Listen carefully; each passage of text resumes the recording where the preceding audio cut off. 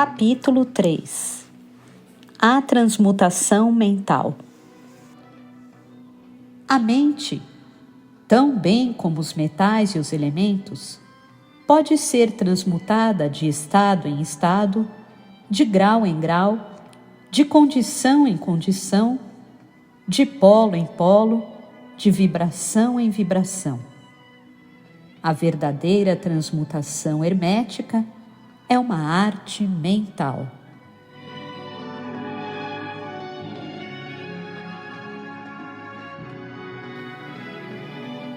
A verdadeira transmutação hermética é uma arte mental. O Kybalion. Como dissemos, os hermetistas foram os antigos alquimistas, os primeiros astrólogos e os primeiros psicólogos. E foi Hermes o fundador dessas escolas de pensamento. Da astrologia nasceu a astronomia moderna, da alquimia nasceu a química moderna, da psicologia mística nasceu a psicologia moderna das escolas. Mas não se pode supor que os antigos ignoravam aquilo que as escolas modernas pretendem ser sua propriedade exclusiva e especial. Os registros gravados nas pedras do Antigo Egito mostram claramente que os antigos tinham um grande conhecimento de astronomia. A própria construção das pirâmides mostra a relação entre sua concepção e o estudo da ciência astronômica. Tampouco ignoravam a química, porque os fragmentos dos antigos escritos mostram que eles estavam familiarizados com as propriedades químicas das coisas. Com efeito, as antigas teorias relativas à física vão sendo vagarosamente comprovadas pelas últimas descobertas da ciência moderna, em particular as que se referem à constituição da matéria. Também não devemos pensar que eles ignoravam as chamadas descobertas modernas da psicologia.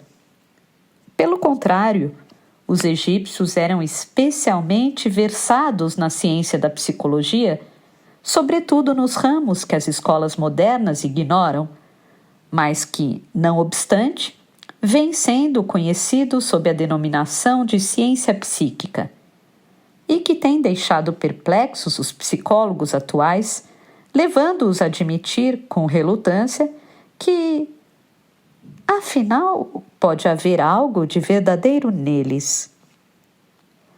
A verdade é que, por sob a química material, a astronomia e a psicologia, isto é, a psicologia em sua fase de ação mental, os antigos tinham um conhecimento da astronomia transcendental chamado astrologia, da química transcendental chamado alquimia, da psicologia transcendental chamado psicologia mística. Possuíam tanto o conhecimento interno como o conhecimento externo, sendo o último o único possuído pelos cientistas modernos. Entre os muitos ramos secretos de conhecimento possuídos pelos hermetistas, estava aquele conhecido sob o nome de transmutação mental, que constitui o tema material desta lição. Transmutação é um termo geralmente usado para designar a antiga arte de transmutação dos metais, em particular, dos metais impuros em ouro. A palavra transmutar significa mudar de uma natureza, forma ou substância em outra. Transformar. Webster.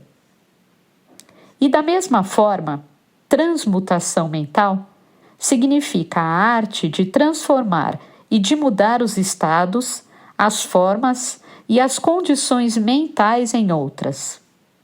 Assim, poderemos ver que a transmutação mental é a arte da química mental, ou, se parecer melhor, uma forma de psicologia mística prática. Tudo isso, porém, significa muito mais do que parece na superfície. A transmutação, a alquimia ou a química no plano mental são, sem dúvida, muito importantes em seus efeitos, e se essa arte não seguisse adiante, ainda assim continuaria a ser um dos mais importantes ramos de estudos conhecidos pelo homem. Mas isso é só o começo. Vejamos por quê. O primeiro dos 7 princípios herméticos é o princípio do mentalismo, cujo axioma é: o todo é mente, o universo é mental. Que significa que a realidade subjacente do universo é mente, e que o universo em si é mental. Isto é, que existe na mente do todo. Examinaremos esse princípio nas próximas lições, mas consideremos o efeito do princípio se admitirmos que ele é verdadeiro. Se o universo é mental em sua natureza, a transmutação mental deve ser a arte de mudar as condições do universo no que diz respeito à matéria, à força e à mente. Vereis, portanto, que a transmutação mental é realmente a magia de que os antigos escritores muito trataram em suas obras místicas e sobre a qual deixaram tão poucas instruções práticas. Se tudo é mental, então a arte que permite alguém transmutar as condições mentais deve fazer o mestre o controlador das condições materiais, assim como daqueles comumente chamadas. Se tudo é mental, então a arte que permite alguém transmutar as condições mentais deve fazer do mestre o controlador das condições materiais, assim como daquelas comumente chamadas mentais. Na verdade, somente os alquimistas mentais conseguiram o grau necessário de poder para dominar as mais grosseiras condições físicas e os elementos da natureza, como a produção ou cessação das tempestades e a produção e cessação de terremotos, bem como de outros grandes fenômenos físicos.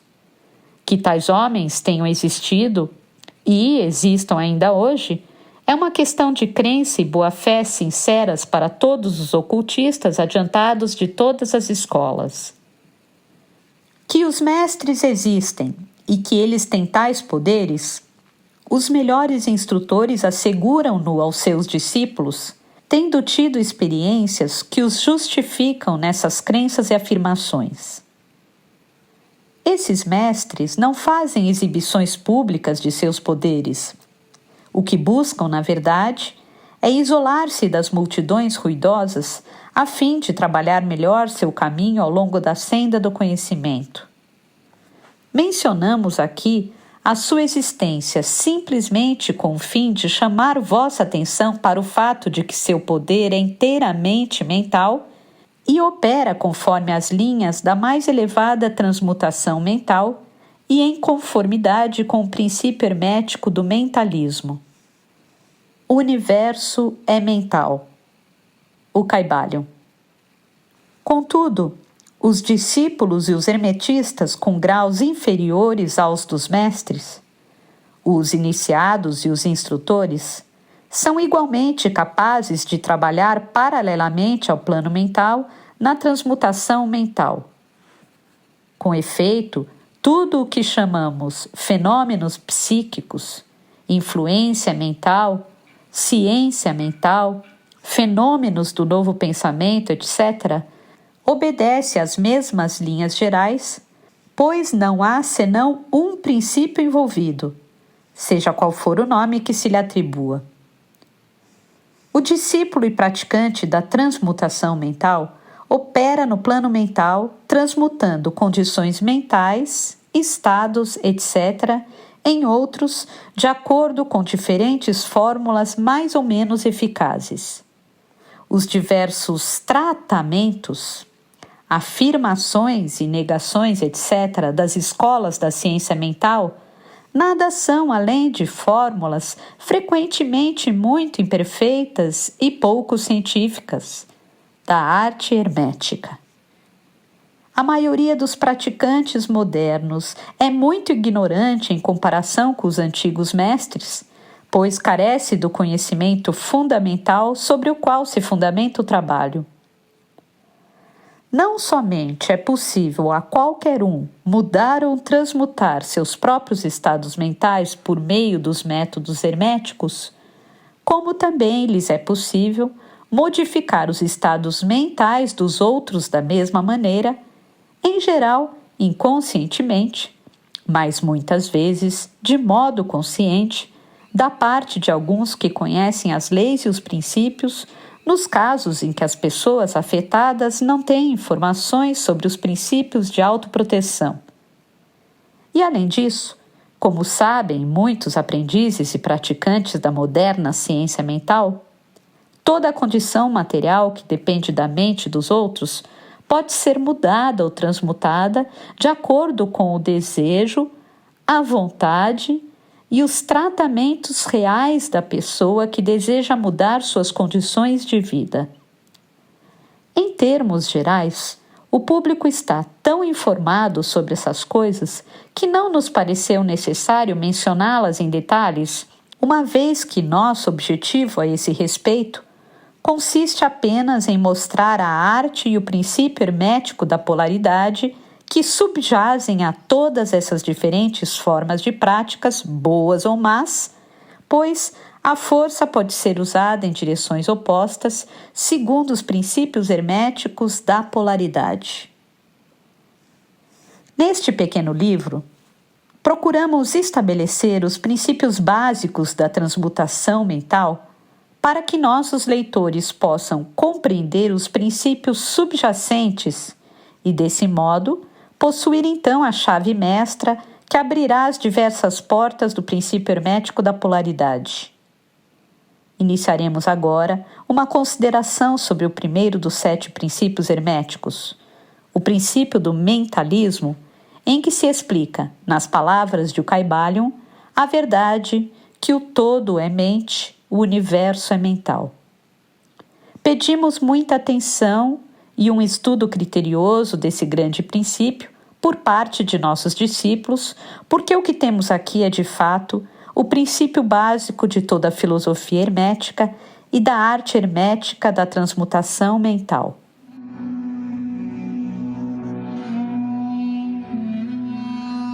Capítulo 4. O todo. Sob e por trás do universo, do tempo, do espaço e da mudança, sempre se haverá de encontrar a realidade substancial, a verdade fundamental. O Kybalion.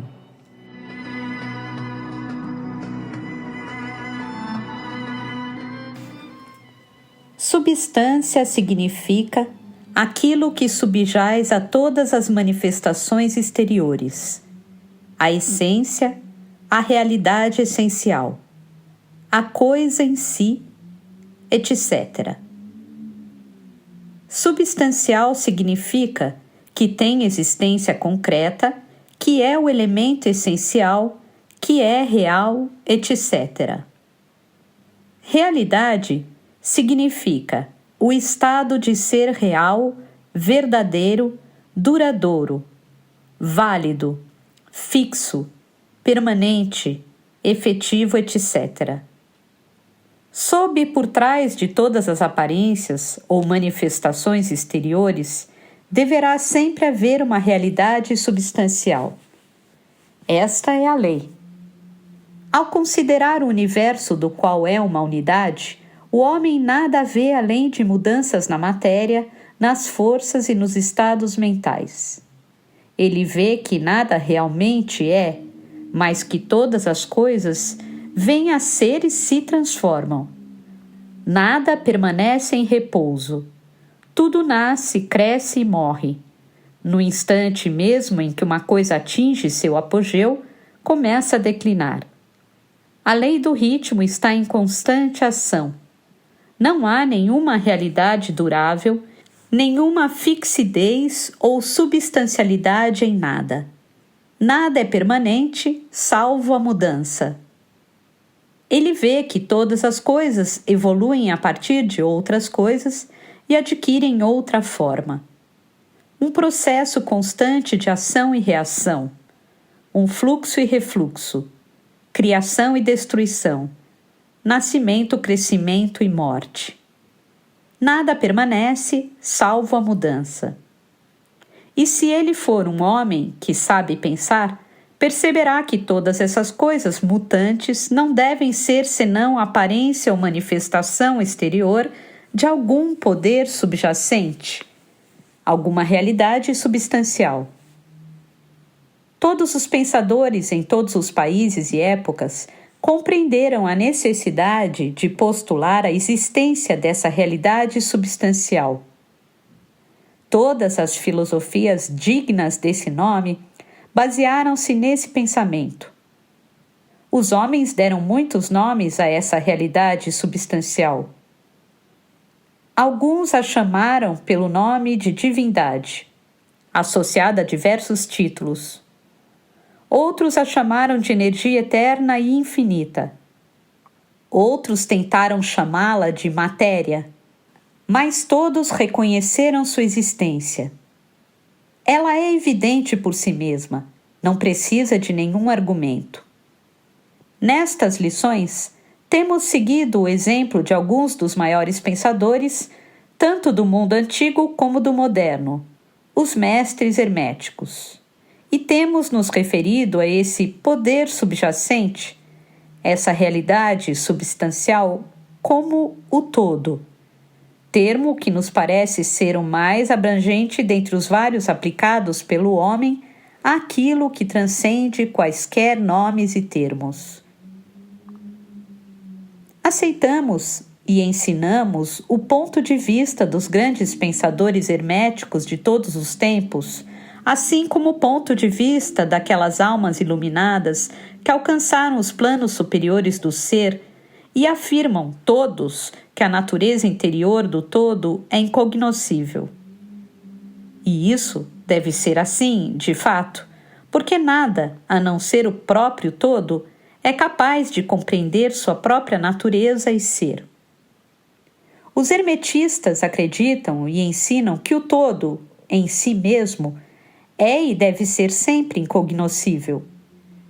Consideram que todas as teorias, suposições e especulações dos teólogos e metafísicos no que diz respeito à natureza interior do todo assemelha-se aos esforços pueris das mentes finitas que anseiam por apreender os segredos do infinito. Esses esforços sempre falharam e continuarão a falhar, tendo em vista a natureza mesma da tarefa. Aquele que se lança em tais investigações ficará dando voltas a esmo no labirinto do pensamento até perder toda a sanidade de raciocínio, ação ou conduta, terminando por ficar extremamente incapacitado para o trabalho da vida. É como o esquilo que corre freneticamente na roda de exercícios de sua gaiola sem chegar a lugar algum. Em outras palavras, um prisioneiro que nunca sai do seu ponto de partida.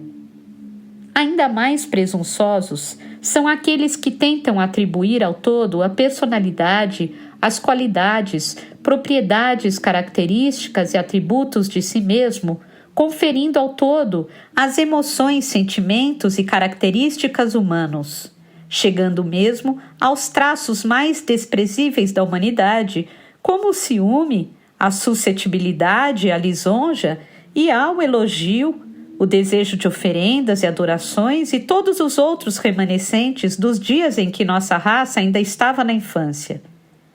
Essas ideias não são dignas de pessoas esclarecidas e vêm sendo rapidamente descartadas. A esta altura, talvez seja conveniente afirmar que fazemos distinção entre religião e teologia, entre filosofia e metafísica. Para nós, a religião significa essa realização intuitiva da existência do todo, e a realização entre nós e ele. Teologia, por sua vez, significa as tentativas humanas de atribuir-lhe personalidade, qualidade e características. Suas teorias relativas a seus assuntos, vontades, desejos, planos, desígnios e sua apropriação do ofício de mediadores entre o todo e as pessoas. Filosofia significa, para nós, a pesquisa dedicada ao conhecimento das coisas cognoscíveis e pensáveis, ao passo que metafísica significa a tentativa de levar a pesquisa para muito além dos limites e das regiões incognoscíveis e impensáveis, e com a mesma tendência que a da teologia. E por conseguinte, tanto a religião como a filosofia significam para nós coisas que têm raízes na realidade, ao passo que a teologia e a metafísica parecem caniços quebradiços, enraizados nas areias movediças da ignorância, e nada mais constituem que o mais incerto apoio para a mente ou a alma do homem.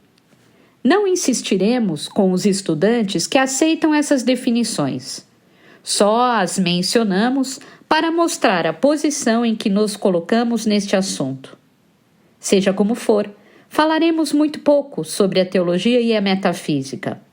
Contudo, embora a natureza essencial do todo não se dê a conhecer, há certas verdades ligadas à sua existência que a mente humana se vê obrigada a aceitar, e um exame dessas verdades constitui um tema apropriado à indagação, particularmente quando elas são compatíveis com os ditames dos iluminados nos planos superiores. Convidamos nossos leitores a fazer essas indagações. Aquilo que constitui a verdade fundamental, a realidade substancial, está muito além de uma denominação verdadeira, mas os homens esclarecidos chamam-na de o todo, o Kybalion. Em sua essência, o todo é incognoscível, o Kybalion. Contudo, os ditames da razão devem ser recebidos com hospitalidade e tratados com respeito, o Kybalion. A razão humana, cujos ditames devemos aceitar na medida em que somos dotados de pensamento, nos ensina como proceder em relação ao todo, sem, contudo, tentar remover o véu do incognoscível. O todo deve ser tudo o que realmente é. Nada pode ter existência fora do todo, pois, desse modo, o todo não seria o todo. O todo deve ser infinito, pois nada é capaz de defini-lo, confirmá-lo, limitá-lo ou restringi-lo. Deve ser infinito no tempo, ou eterno. Deve ter existido sempre continuamente, pois não existe nada que possa tê-lo criado alguma vez, e não existe nada que se possa desenvolver a partir do nada. E se tivesse não sido alguma vez, nem mesmo por um momento, ele não seria agora. 2. O todo deve ser infinito, pois nada é capaz de defini-lo, confirmá-lo, limitá-lo ou restringi-lo. Deve ser infinito no tempo ou eterno. Deve ter existido sempre continuamente, pois não existe nada que possa tê-lo criado alguma vez, e não existe nada que se possa desenvolver a partir do nada. E se tivesse não sido alguma vez, nem mesmo por um momento, ele não seria agora. Deve existir continuamente para sempre, pois não há nada capaz de destruí-lo, nem mesmo por um instante, uma vez que alguma coisa não pode nunca tornar-se nada. É infinito no espaço. Deve estar em toda parte, pois não há nenhum lugar fora do todo. Não pode ser senão contínuo no espaço, sem ruptura, cessação, separação ou interrupção, pois não existe nada capaz de romper, separar ou interromper sua continuidade e nada com que preencher as lacunas. Deve ter um poder infinito ou ser absoluto, pois não existe nada capaz de limitá-lo, restringi-lo, reprimi-lo, confiná-lo, perturbá-lo ou condicioná-lo. Não está sujeito a nenhum outro poder, pois não existe nenhum outro poder. 3. O todo deve ser imutável, ou não sujeito a mudança em sua natureza real, pois não há nada capaz de operar mudanças nele, nada em que ele pudesse se transformar, nem a partir do que ele pudesse ter sofrido mudanças. Nada pode ser-lhe acrescentado ou subtraído, não pode tornar-se maior ou menor em nenhum aspecto. Deve ter sido sempre e permanecer sempre exatamente como é agora. O todo nunca houve, não há neste momento e nunca haverá nada em que possa se converter. Pode ser o todo infinito, absoluto, eterno e imutável. Deve certamente concluir-se que qualquer coisa finita, mutável, efêmera e condicionada não pode ser o todo. Por ser o todo infinito, absoluto, eterno e imutável, deve certamente concluir-se que qualquer coisa finita, mutável, efêmera e condicionada não pode ser o todo. E como não existe nada fora do todo, na verdade, então, todas e quaisquer coisas finitas devem ser nulas na realidade. Não se preocupem nem fiquem confusos. Não estamos tentando levá-los para o campo da ciência cristã sob o disfarce de filosofia hermética. Há uma possibilidade de reconciliação desse estado de coisas aparentemente contraditório. Sejam pacientes, pois lá chegaremos no momento oportuno. Vemos ao nosso redor aquilo a que se dá o nome de matéria, que constitui o fundamento físico de todas as formas. Será o todo simplesmente matéria? Absolutamente não. A matéria não é capaz de manifestar a vida ou a mente, e uma vez que a vida e a mente se manifestam no universo, o todo não pode ser matéria, pois nada pode elevar-se acima de sua própria origem. Nada jamais se manifesta como efeito que não esteja na causa. Nada existe como consequência que já não seja antecedente.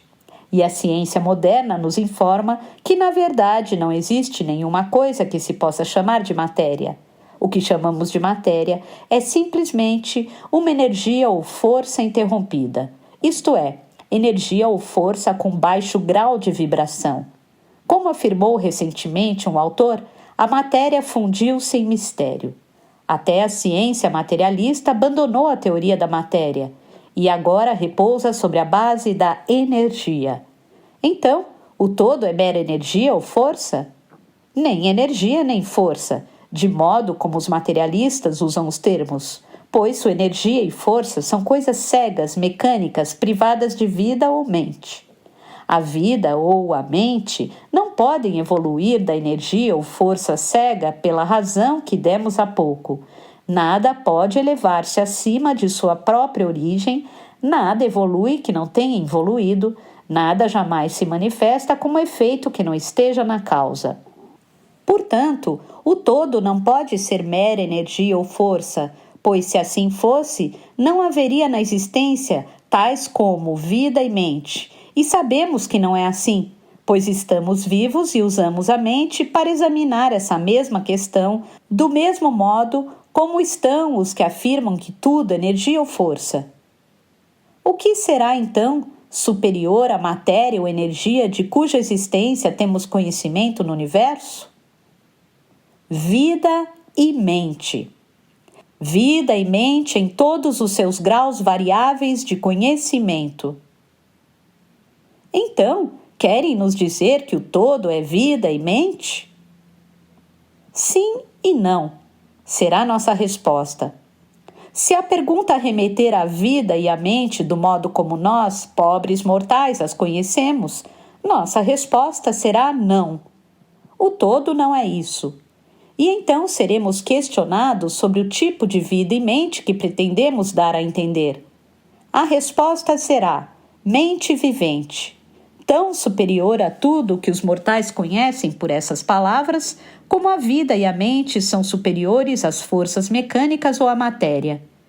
Mente vivente infinita em comparação com a mente e vida finitas. Referimos-nos àquilo que as almas iluminadas querem dizer quando pronunciam reverentemente a palavra espírito. Os iluminados chamam-na de espírito.